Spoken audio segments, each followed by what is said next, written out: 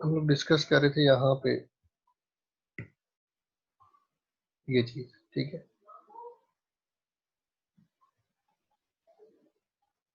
इसमें अब देखें कि ये चीज, और एक सेकंड, ये हम डिस्कस कर रहे थे कि न्यूमेरस डिस्पैरेट इंफॉर्मेशन सिस्टम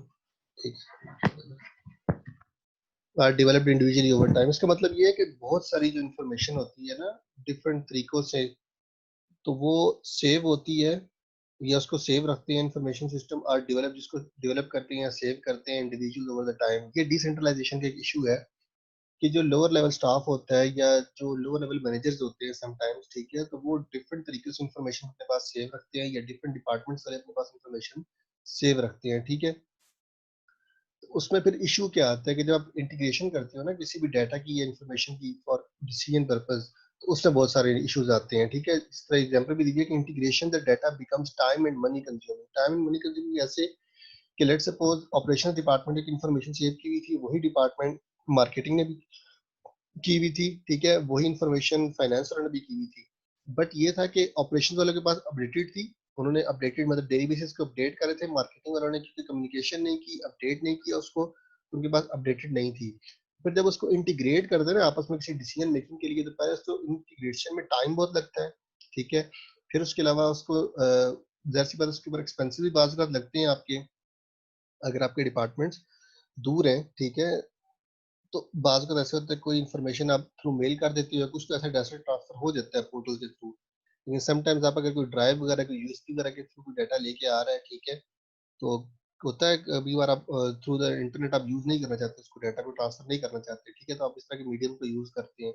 उसकी इंटीग्रेशन जो होती है वो time consuming and money consuming भी हो जाती है, ठीक है। मनी कंज्यूमिंग इस सेंस में भी आ जाता है कि जब आपके पास डिसेंट्रलाइजेशन के अंदर मोस्टली नंबर ऑफ एम्प्लॉयज ज्यादा होते हैं, ठीक है, ऑटोनॉमी जब आपने दी हुई होती है, तो उसके अंदर हर एम्प्लॉय भी जो उसको मेंटेन कर रहा है या जिस डाटा को मेंटेन कर रहा है, तो डाटा मेंटेन करने की भी एक कॉस्ट होती है। जैसे मतलब अगर आप एक पीसी यूज कर रहे हैं, ठीक है, उस पीसी के अंदर डाटा एक के पास सेव है, दूसरे पीसी के अंदर दूसरे के पास सेव है, ठीक है, तो उनकी भी एक कंप्यूटर की भी एक कॉस्ट है, प्लस फिर जो बंदा जो उसको सेव कर रहा है अपने पास, तो उसको भी जाहिर सी बात आप पैसे देते हो इस चीज के या चार्ज करते हो आप उसके ऊपर, उसको इनकम ऐसी देनी पड़ती है आपको, सैलरी उसको ऐसी देनी पड़ती है कि as compare to normal income उसकी सैलरी थोड़ी सी ज्यादा होती है, ठीक है, क्योंकि वो आपके किस्म के रेलिवेंट डाटा को वो मेंटेन कर रहा है। Inconsistencies and duplication of data भी ऐसी ही होती है कि वो जो मैं आपको बता रहा था कि अपडेटेड डाटा हर किसी के पास अवेलेबल नहीं होता।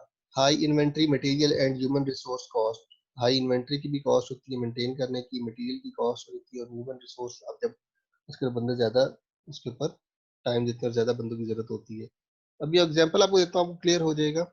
वो तो डिसेंट्रलाइज की मैंने आपको एग्जांपल दी थी पहले ही ऊपर, ये वाली डिस्कस की थी हमने ना, कि इनको डिपार्टमेंट्स को मेंटेन करने की, इनके आपस में कोऑर्डिनेशन करने की, इसी की एग्जांपल में भी आपको दे रहा था इसकी डिसेंट्रलाइज की, ठीक है। अब सेंट्रलाइज को हम देख लेते हैं, जहाँ पे डाटा एक जगह पे होता है, जिसको हम ईआरपी भी कहते हैं। ईआरपी के मैंने आपको बताया था सॉफ्टवेयर होता है, ये बेसिकली वो डाटाबेस है। अब इसके साथ सारे डिपार्टमेंट्स कनेक्टेड होते हैं। फॉर एग्जांपल वही ऑर्डर वाली एग्जांपल जो इनकी पुट अप करता हूँ। कस्टमर है मेरे से, जैज के कस्टमर मेरे पास एक दफा आए, उन्होंने कहा जी सर हमें ये 300 बॉटल्स चाहिए रेड एंड येलो कलर की, हमें अपनी कंपनी के एम्प्लॉयज को देनी है। तो एक ऑप्शन ये थी कि मेरे पास 300 पूरी होती तो मैं उनको उसी टाइम दे देता और अपनी जान छुड़ा लेता, उनका भी मसला सॉर्ट आउट हो देता। बट हुआ ये उस टाइम पे सीन कि मेरे पास ऑलमोस्ट 120 बॉटल्स पड़ी थी। मैंने अपना ईआरपी सिस्टम लॉगिन किया और मैंने चेक किया कि मेरे आसपास के जो स्टोर है, सेंटोरस वाला स्टोर है, एफटेल वाला स्टोर और कमर्शियल वाला, कि वहाँ पे इस बॉटल की कितनी क्वांटिटी पड़ी हुई है, ठीक है। तो मुझे पता चला कि उनके पास मिला के कोई 40 पीसेस पड़े हुए। इट मींस कि मैं 160 पीसेस या 180 पीसेस में इस कस्टमर को डिलीवर कर सकता हूँ, बट फिर भी स्टिल मैं 120 पीसेस शॉर्ट हूँ, ठीक है।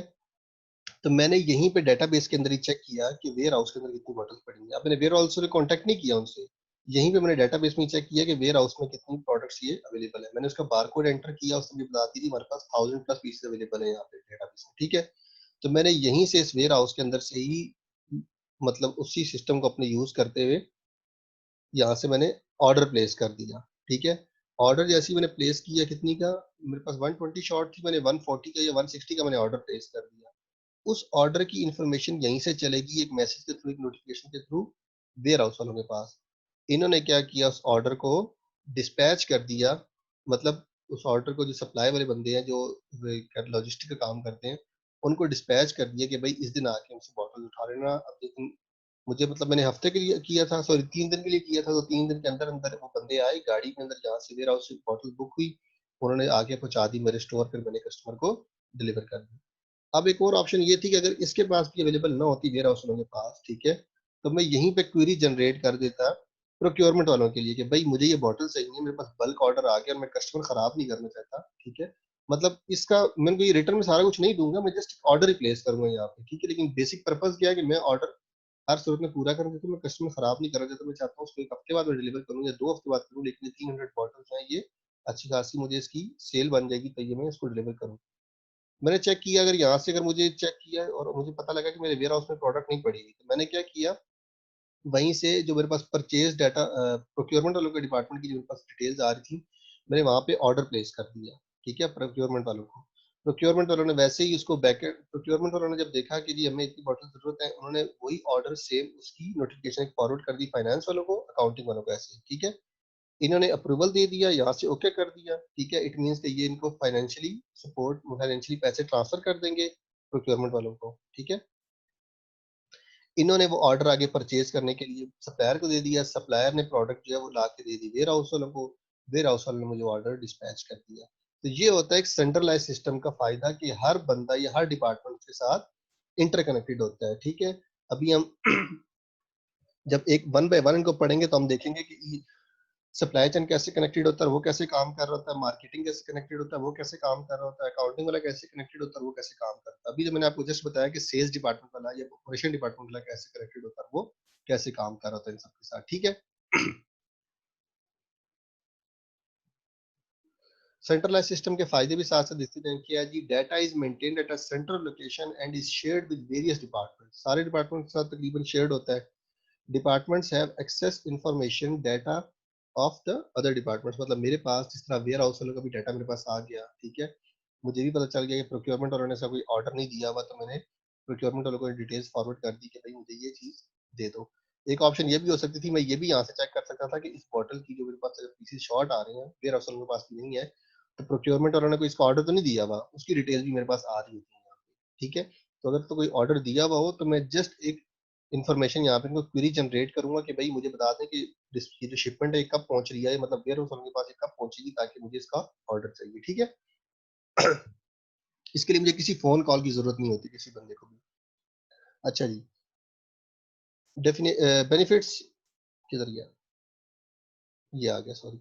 Eliminates the duplication of data. अब देखें इसके अंदर डाटा सारा, ये इन्फॉर्मेशन जितनी भी होती है वो एक ही सेंट्रल लोकेशन पे सेव होती है, तो डुप्लीकेशन या डिसकंटिन्यूटी या रिडंडेंसी के उसके अंदर चांसेस नहीं होते, ठीक है?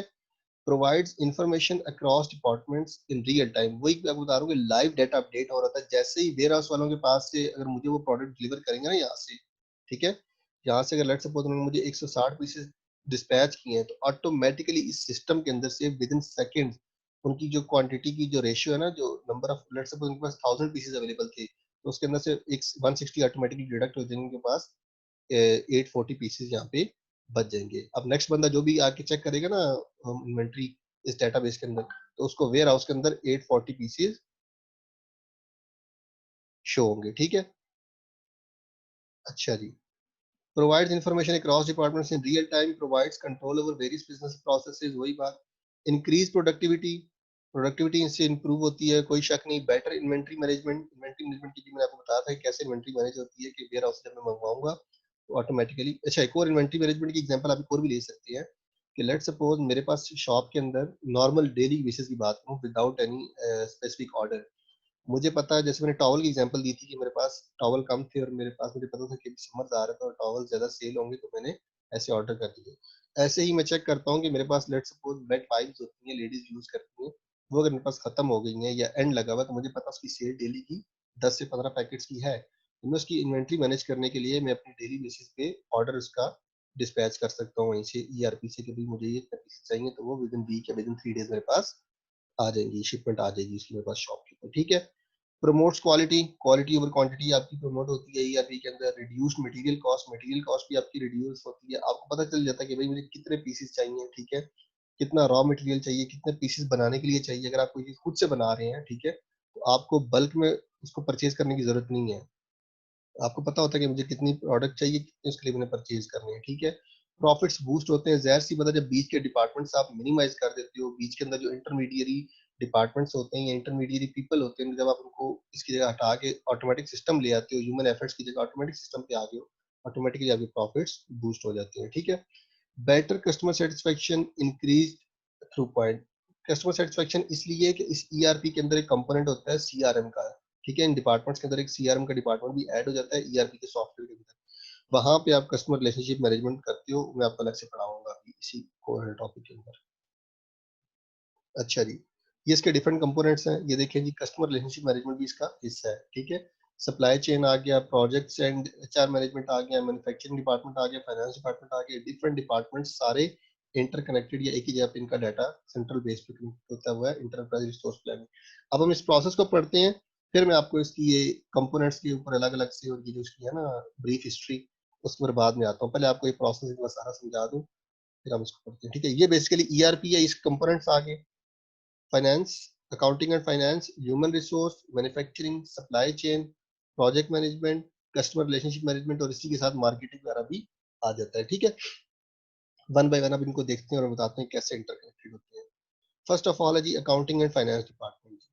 अकाउंटिंग एंड फाइनेंस कंपोनेंट की अगर हम बात करें, this gathers and manage financial data and financial processes from various functional departments and generates valuable financial reports such as balance sheets, journal ledger, trial balance, quarterly financial statements। कैसे जी, देखें, कोई भी चीज जब सेल होती है ना, ठीक है, तो उस सेल का ऑटोमेटिकली एक डाटा जनरेट हो जाता है ईआरपी के अंदर कि भाई ये चीज लेट्स सपोज, जैसे भी आपको बता रहा था कि ट्रांसफर हुई प्रोडक्ट वेयर हाउस से सेल्स डिपार्टमेंट के पास या शॉप के ऊपर, तो वहां पे पहुंच गई। अब जैसे ही वहां से वो बेचेगा ना शॉप वाला, तो शॉप वाले के पास इन्वेंट्री जैसे ही कम होगी तो उसका ऑटोमेटिक डाटा अपडेट हो जाएगा सॉफ्टवेयर के अंदर, जो ये चीज बताएगा कि ये चीज सेल हो गई है। ये अकाउंटिंग वाले को ये बात तो चल जाएगी कि भाई ये चीजें सेल हो गई हैं, ये इनको डेली बेसिस पे पता चल जाता है कि आज क्या चीजें सेल हुई हैं या आज स्टोर ने कितने की सेल की है। उसकी बेसिस पे अकाउंटिंग वाला क्या कर सकता है, वो इन्फॉर्मेशन गैदर करके अपनी फाइनेंशियल प्रोसेस या फाइनेंशियल बैलेंस शीट बना सकता है डिफरेंट डिपार्टमेंट्स की, ठीक है। सेल्स डिपार्टमेंट्स की भी या किसी और डिपार्टमेंट से भी कोई सेल्स वगैरह हुई है या वेयर हाउस डिपार्टमेंट की भी वो सेल्स वो बना सकता है, रिपोर्ट्स वगैरह बना सकता है, ठीक है। Valuable financial report such as balance sheet बना सकता है, जर्नल लेजर बना सकता है, ट्रायल बैलेंस बना सकता है, क्वार्टरली या फाइनेंशियल स्टेटमेंट्स बना सकता है। जिन बच्चों को नहीं पता है जर्नल लेजर या बैलेंस शीट वगैरह क्या होता है, उनको मैं छोटा सा ओवरव्यू दे देता हूँ। कुछ बच्चों को ऑलरेडी पता होगा जिन लोगों ने अकाउंटिंग पढ़ी होगी। बेसिकली आप जब आप एक नॉर्मल तरीके से खाता रिकॉर्ड करते हैं ना, कोई बंदा आपसे उधार पे चीजें ले रहा है या कैश पे ले रहा है, ठीक है। समटाइम हम उधार की बात कर लेते हैं। एक बंदा अगर उधार पे चीजें ले रहा है तो दुकानदार क्या करता है, एक रजिस्टर के ऊपर उस बंदे का उसका नाम लिखा होता है एक सफे के ऊपर। तो उसके बाद वो बंदा जो जो चीज लेके जाता है ना, तो उस सफे के नीचे उस बंदे के लेट्स सपोज नाम के नीचे जिस सफे पे उसका नाम है बंदे का, उसके नीचे उन चीजों के नाम और उनके पैसे लिखता रहता है कि भाई ये इतने पैसों की बंदा मेरे से उधार पे चीज लेके गया। वो फिर होता क्या है कि महीने बाद वो बंदा आके उसको पैसे देता है। वो बंदा क्या करता है, दुकानदार की उसका टोटल बना लेता है कि भाई इतने पैसों की टोटल आप चीजें लेके गए हो पूरे महीने के अंदर। वो टोटल उस बंदे को बताता है, वो दारिया उसको पैसे देता है और दोनों का बैलेंस इक्वल हो जाता है। ये समटाइम्स वो आके 90% पेमेंट करता है, कहता है ये 10,000 रुपये, लेट सपोज 20,000 रुपये का बिल था उसके पूरे महीने का, वो कहता है जी 18,000 रुपये ले लो, 2,000 रुपये मेरे अगले महीने के अंदर डाल दो, मैं अगले महीने तुम्हें ये पूरा कर दूंगा। तो वो 18,000 रुपये उसको नीचे डाल के 2,000 उसका जो बैलेंस बच जाता है उसको वो ले जाएगा आगे और उसको अगले महीने की उधार में ले जाएगा, ठीक है। ऐसे ही होता है अकाउंटिंग के सॉफ्टवेयर में। जब आप सिंपली कोई भी ट्रांजेक्शन होती है ना, बेशक उधार पे हो या कैश पे, जो चीज आप लेते या देते हो, उसको हम इनिशियली किस में मेंशन करते हैं, किधर गया बैलेंस शीट, जर्नल लेजर के अंदर, ठीक है। लेजर में ये होता है कि सिंपल सी एक एंट्री डाली जाती है कि भाई ये चीज बिकी या ये चीज परचेज की है। बेशक दुकानदार कोई चीज परचेज कर रही है, दुकानदार कोई चीज बेच रहा है, तो अपने पास एक खाते के अंदर एक ऑनलाइन सिस्टम के अंदर ऐड कर लेता है, ठीक है। उस लेजर से फिर आगे ट्रायल बैलेंस बनता है, ट्रायल बैलेंस से आगे बैलेंस शीट बनती है। बैलेंस शीट से मुराद के जो चीज जो खाता वो महीने के एंड पे जाके बनाता है ना, कि मतलब इस बंदे का इतना टोटल बना है, तो वही बैलेंस शीट को हम इंग्लिश में अगर वर्ड दें कि भाई जितना उसका टोटल होता है कि उसने, बैलेंस शीट बनती है at the end of year. वो बंदा तो हर महीने के खाते पे चल रहा होता है ना, तो कंपनीज के अंदर वो जो खाते का एंड हो रहा होता है वो साल के एंड पे हो रहा होता है, कि साल के एंड पे जाके कंपनी ये देखती है कि मैंने कितने पैसे कमाए, कितने पैसे खर्च किए, ठीक है?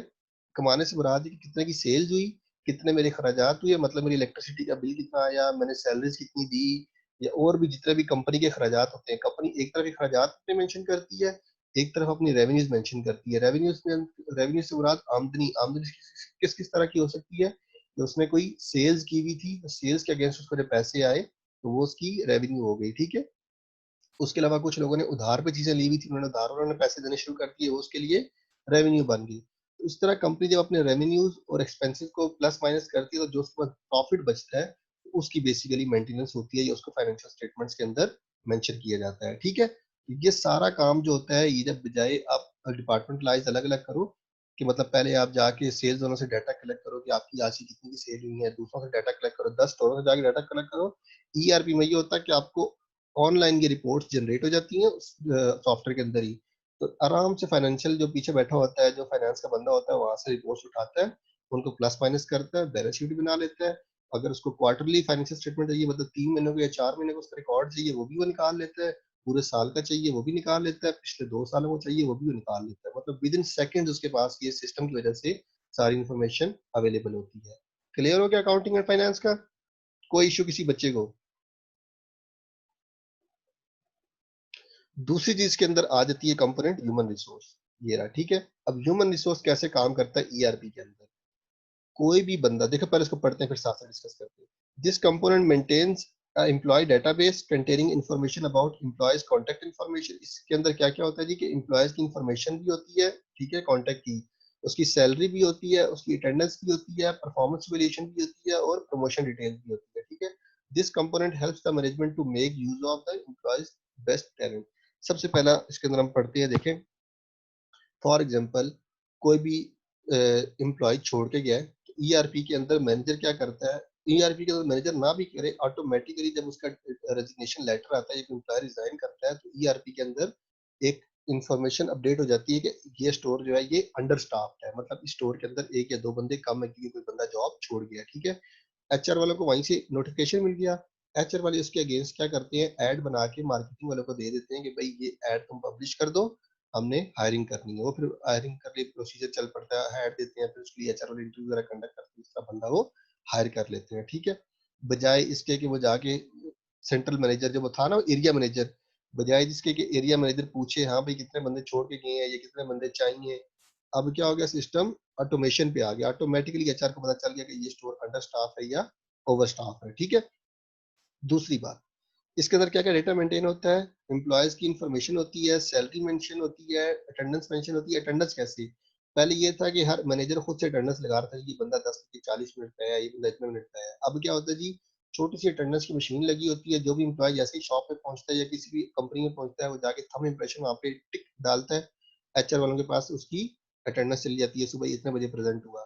जब वो जाता है, जाते हुए अंगूठा लगा देता है, जी ये मेरा चेकआउट टाइम है, चेक इन चेकआउट उसका जब इसका एचआर के पास आ जाता है, एचआर वाले क्या करते हैं जी, एंड ऑफ द मंथ सारे बंदों की अटेंडेंस को ऑनलाइन चेक करते हैं।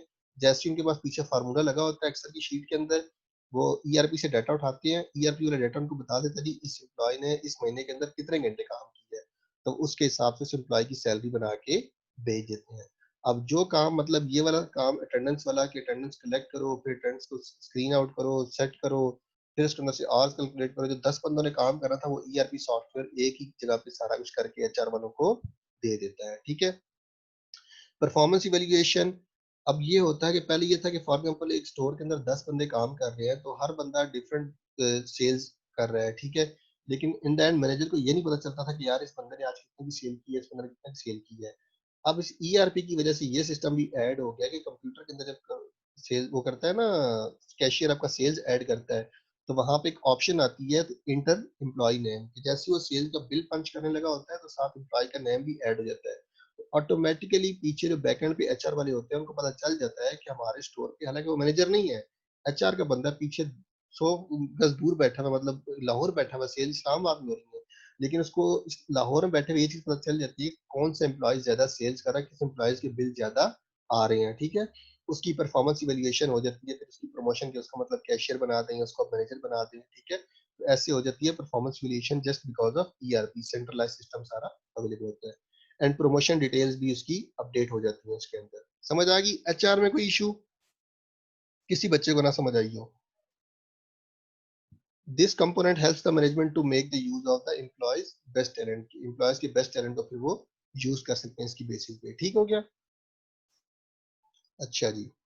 इसके अलावा कुछ इसके अंदर इंफॉर्मेशन जो होती है ना, अप्रेजल वगैरह, वो मैनेजर ही बना के अपलोड कर देता है। ठीक है, एक ब्रांच मैनेजर में खुद से बनाना चाहे ना, उसके अंदर आती है ऑप्शन कि भाई आप परफॉर्मेंस अप्रेजल बनाओ, हर बंदे की परफॉर्मेंस आप बताओ कि उसके सेल्स के अलावा उसका बाकी ओवरऑल एटीट्यूड कैसा है, उसकी परफॉर्मेंस कैसी है, उसका इंटरेक्शन कैसा है कस्टमर के साथ। तो वो डिटेल्स जो ब्रांच मैनेजर होता है वो एक शीट के ऊपर बना के अपलोड कर देता है इसके अंदर, तो वो एचआर वालों के पास चली जाती है। ठीक है। अच्छा, नेक्स्ट हमारे पास है जी मैन्युफैक्चरिंग डिपार्टमेंट। मैन्युफैक्चरिंग वाले कैसे कनेक्टेड होते हैं इसके अंदर ईआरपी के अंदर, पहले पढ़ लेते हैं फिर इसकी एग्जांपल देखते हैं।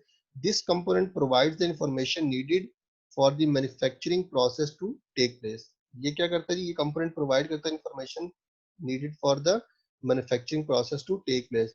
It contains numbers of manufacturing methods. ठीक है, इसके अंदर नंबर ऑफ मैन्युफैक्चरिंग मेथड्स होते हैं so that the organisation can choose the best which fits the which fits for them, जो उनके लिए आसान हो। ठीक है। Bills of materials, scheduling capacity, workflow management, quality control, cost management, manufacturing process, manufacturing projects, manufacturing flow. इस सारे system को, जो मैन्युफैक्चरिंग का प्रोसेस होता है सारा, कि जैसे मैंने बताया था ना कि फॉर एग्जांपल वेयर हाउस वाला पहले चेक करता है कि अगर हम इस प्रोडक्ट को खुद बनाते हैं तो ये हमें कितने की पड़ेगी। अगर वो पता चलता है जी कि 100 रुपए की बन रही है और हम बेच रहे हैं 100 रुपए की, 120 रुपए की, तो वो कभी भी खुद नहीं बनाने को कहेगा, वो कहेगा जी हम इसको प्रोक्योर कर लेते हैं, मतलब बाहर से परचेज कर लेते हैं। प्रोक्योर का मतलब होता है परचेज करना। जहां पे भी प्रोक्योरमेंट का वर्ड यूज हो बार बार सप्लाई चेन के अंदर यूज होता है, इसका मतलब होता है परचेज करना। ठीक है। तो अगर प्रोक्योर ना करें, अगर खुद से बनाएं, तो ये स्केड्यूलिंग होती है सारी कि जिस सारा सिस्टम, मतलब विद इन 1 मिनट नहीं पता चलता कि इस प्रोडक्ट की पर कॉस्ट कितनी आएगी। वो सारी चीजों को पहले चेक करते हैं कि भाई इस चीज को बनाने में कितना मटेरियल लगेगा, कितना कितने दिन लगेंगे, फिर हमारे पास कैपेसिटी कितनी है, हम कितनी बना सकते हैं, वर्क फ्लो मैनेजमेंट की क्या क्या टाइम इसको देना पड़ेगा इसके लिए। ठीक है, क्वालिटी कंट्रोल की, क्वालिटी कंट्रोल पे कितना टाइम लगेगा और कोर्स क्वालिटी कंट्रोल चेक करेगा। कॉस्ट मैनेजमेंट, ओवरऑल कॉस्ट कितनी लगेगी, पर यूनिट पे कितनी कॉस्ट लगेगी, और जितने पीसेस बना रहे हैं, लेट्स सपोज 100 पीसेस बना रहे हैं तो उस पे कितनी कॉस्ट लगेगी। मैन्युफैक्चरिंग प्रोसेस, प्रोसेस कौन सा यूज होगा। ठीक है, 1 दिन वाला, 2 दिन वाला, हफ्ते वाला, कितने दिन वाला। मैन्युफैक्चरिंग प्रोजेक्ट्स, ठीक है, कि इसके ऊपर प्रोजेक्ट्स कौन कौन से रन होंगे, एक तरह के प्रोजेक्ट ही रन होगा या मल्टीपल प्रोजेक्ट्स रन होंगे, तब जाके इसकी मैन्युफैक्चरिंग होगी।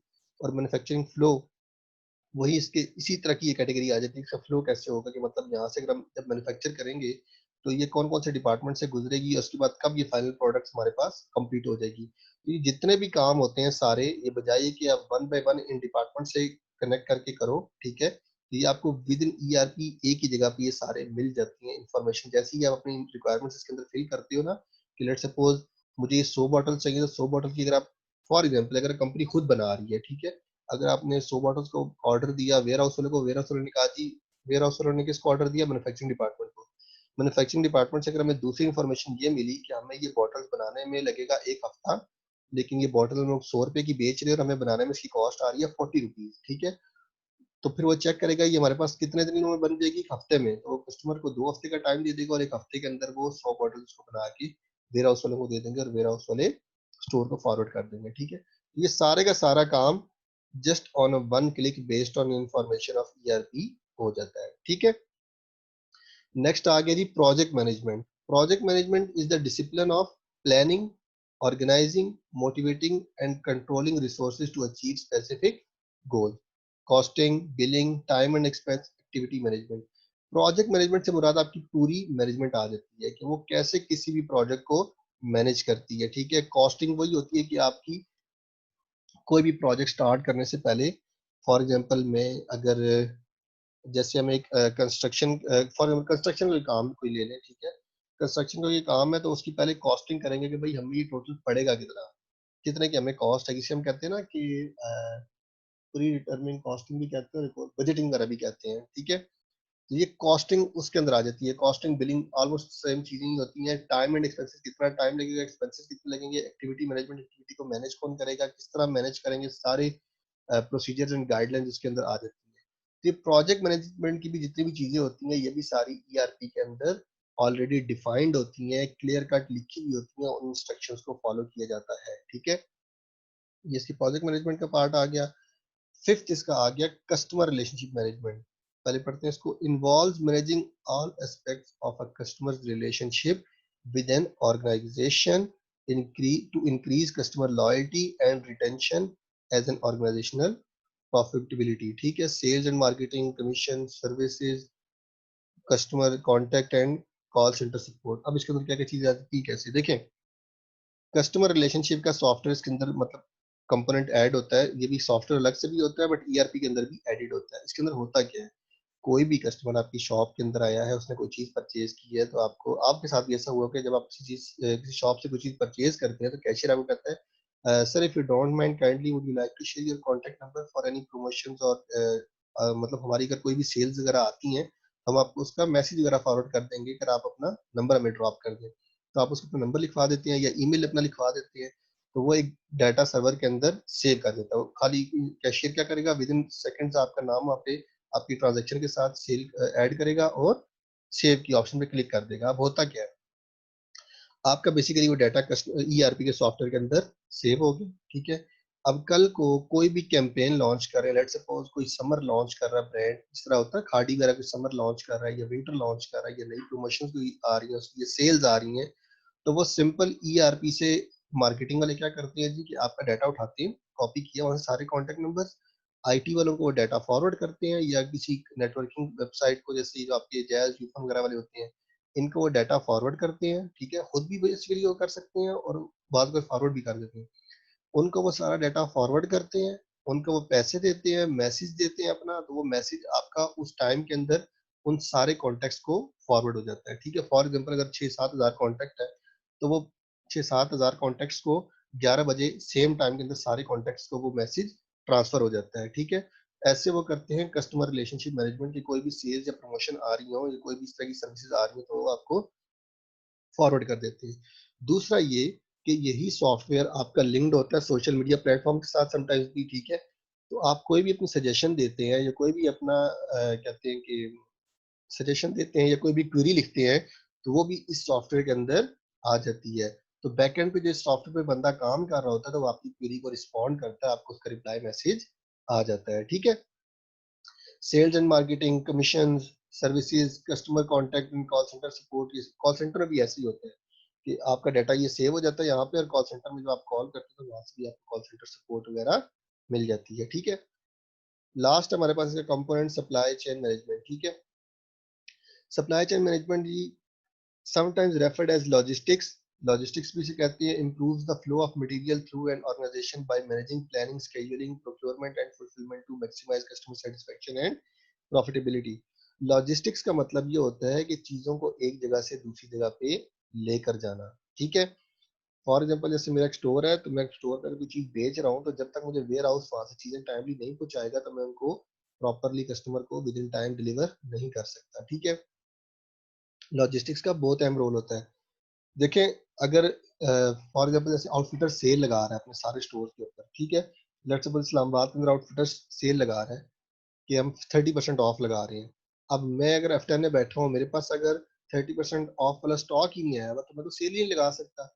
तो इसलिए लॉजिस्टिक्स का किरदार बहुत अहम होता है कि लॉजिस्टिक्स वाले जब तक मुझे सामान नहीं पहुंचाएंगे टाइमली, तो मैं अपने फंक्शंस, ऑफिशियल फंक्शन परफॉर्म नहीं कर सकता, ठीक है। Sometimes refers as logistics improves the flow of material।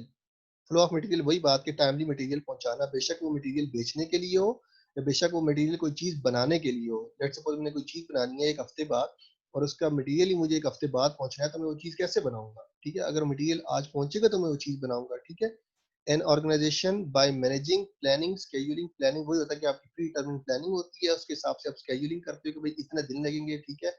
अगर फिर आपने कोई चीज प्रोक्योर करनी हो, ठीक है, या फुलफिलमेंट करनी है किसी चीज की, to maximise customer satisfaction and profitability. Meanwhile आपका गोल क्या होता है कि आपने उस चीज के थ्रू या प्रोसीजर के थ्रू क्या करना है, कस्टमर को सेटिस्फाई करना है, कस्टमर को अपनी टाइमली चीज डिलीवर करनी है। जाहिर सी बात है, जब आप वो चीज कस्टमर को डिलीवर करोगे, ये कस्टमर को बेचोगे, तभी आपका प्रॉफिट जनरेट होगा, ठीक है। तो ये था इसका लास्ट कंपोनेंट। इसके अंदर एक मार्केटिंग का भी आ जाता है, वो सीआरएम के अंदर ही कवर हो जाता है, ठीक है।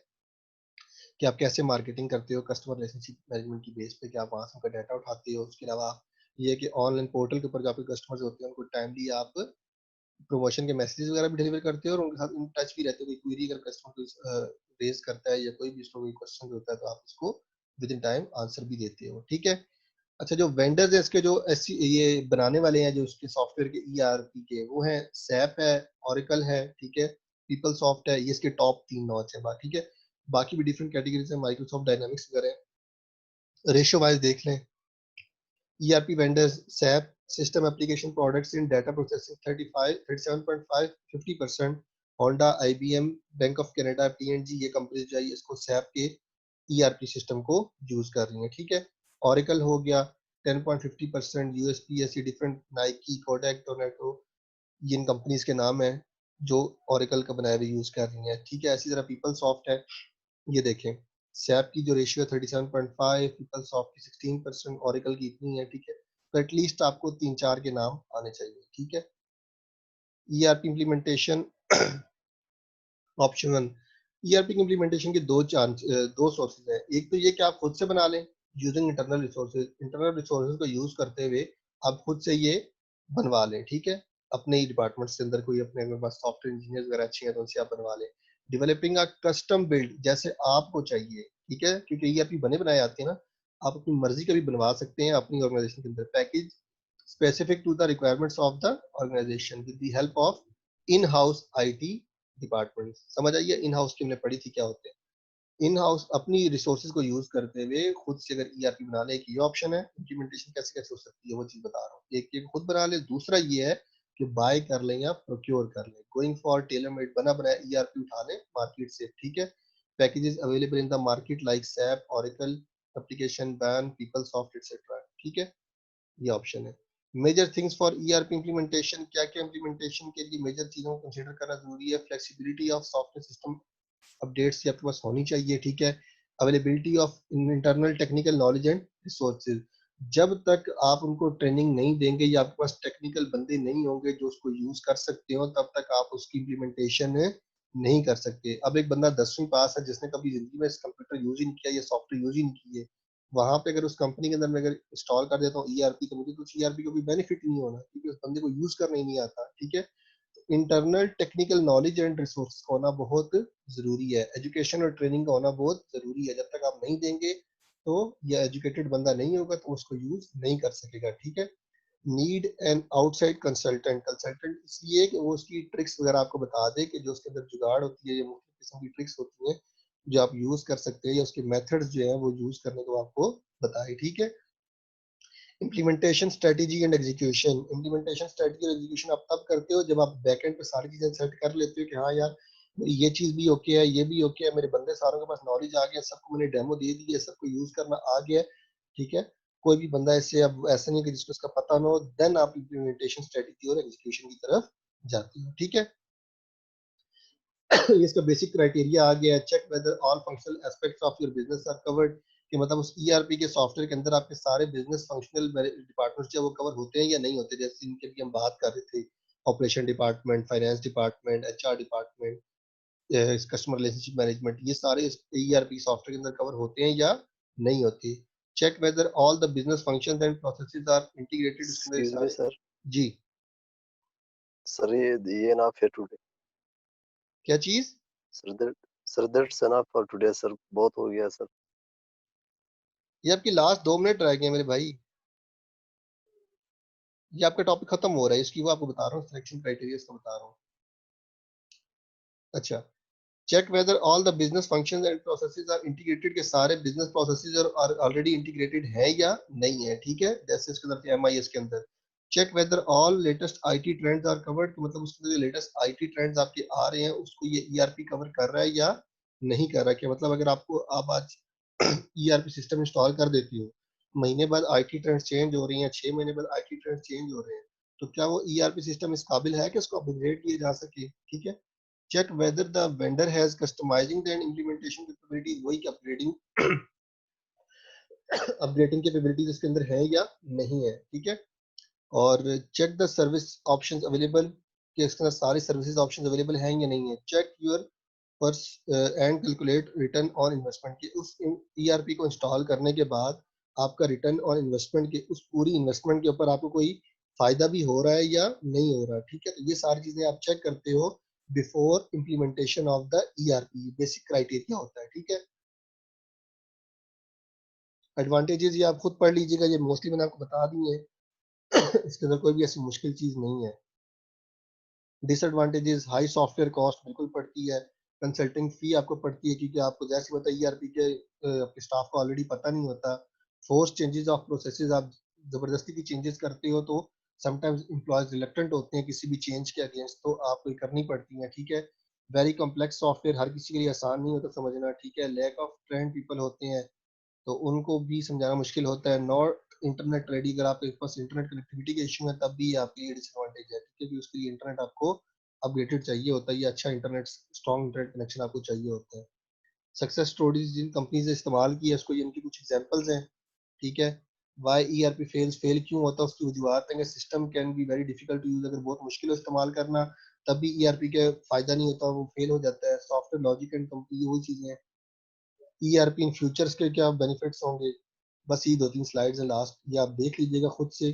आपका आज का टॉपिक कवर खत्म हो गया है। जो चीजें मैंने छुड़वाई हैं बीच में ये वाली, उनको आप खुद से देख लीजिएगा, उनका कुछ भी मुश्किल नहीं है, उनकी बेसिक डिटेल्स हैं ये वाली।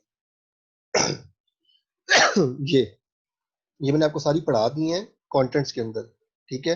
इन्हीं चीजों को बेसिक दी हुई है यहाँ पे होता क्या है, इनको आप देख लीजिएगा, ठीक है। इवोल्यूशन कैसे हुई कि मतलब कब स्टार्ट हुआ ईआरपी और उसके स्टार्ट होने की वजूहत क्या थी, ठीक है। पहले मैनेजमेंट पे, पहले इन्वेंट्री कंट्रोल पे ज्यादा फोकस होता था, फिर आपका मटेरियल के ऊपर ज्यादा फोकस होता था, देन आपका ईआरपी के ऊपर फोकस आना स्टार्ट हो गया, ठीक है। आपका लेक्चर आज के एंड हो गया, मीटिंग खत्म होने वाली है, नेक्स्ट मीटिंग स्टार्ट करते हैं हम लोग।